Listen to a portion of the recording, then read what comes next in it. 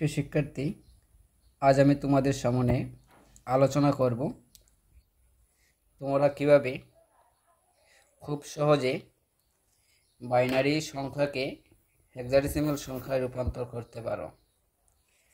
আমি এজন্য একটি বাইনারি সংখ্যা এখানে লিখে রেখেছি। সংখ্যাটি হচ্ছে 1000101, একটা বাইনারি সংখ্যা। আমরা দেখব কিভাবে খুব সহজে বাইনারি সংখ্যাকে হেক্সাডেসিমাল সংখ্যায় রূপান্তর করা হয়।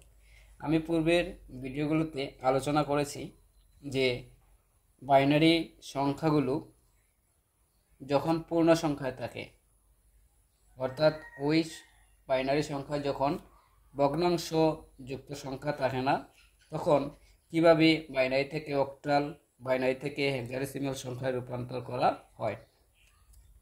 আমি এখানে তোমাদেরকে দেখিয়ে দিচ্ছি যে তোমরা কিভাবে খুব সহজে বাইনারি সংখ্যাকে হেক্সাডেসিমাল সংখ্যায় রূপান্তর করতে পারো।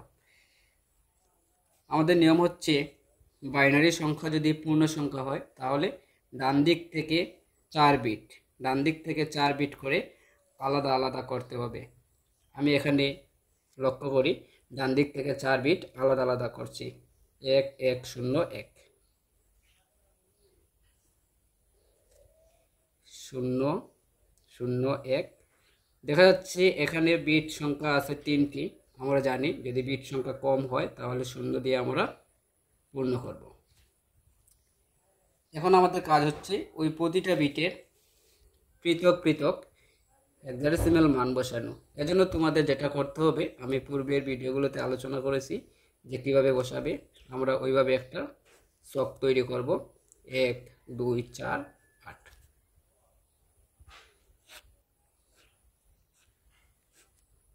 আমরা এই মানগুলো ডান দিক থেকে বসাবো ওই ছকের মধ্যে। 1 1 0 1। যে সকল ঘরের নিচে 1 পড়েছে আমরা ওই সকল ঘর যোগ করব। দেখা যাচ্ছে 8 এর নিচে 1 পড়েছে, 2 এর নিচে 1 পড়েছে, 1 এর নিচে 1 পড়েছে। আমরা যদি যোগ করি 8 2 10, 10 আর 1 11। তো আমরা হেক্সাডেসিমাল সংখ্যায় 11 লিখতে পারি না, আমরা 11 এর পরিবর্তে লিখব। যেহেতু হেক্সাডেসিমাল সংখ্যায় 0 থেকে 9 পর্যন্ত বসে, এরপরে 10 হলে এ, 11 হলে বি, ওই রকম পর্যায়ক্রমে 1 পর্যন্ত বসে। আমরা এখানে 11 এর পরিবর্তে বসাবো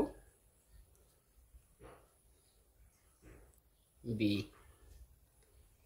আমাদের এটার কাজ শেষ।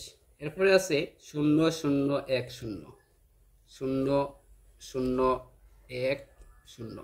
তাহলে এখানে 1 পড়েছে শুধুমাত্র 4 এর কলামে, আমরা মানটা বসাবো এখানে 4। আমাদের আনসারটা হচ্ছে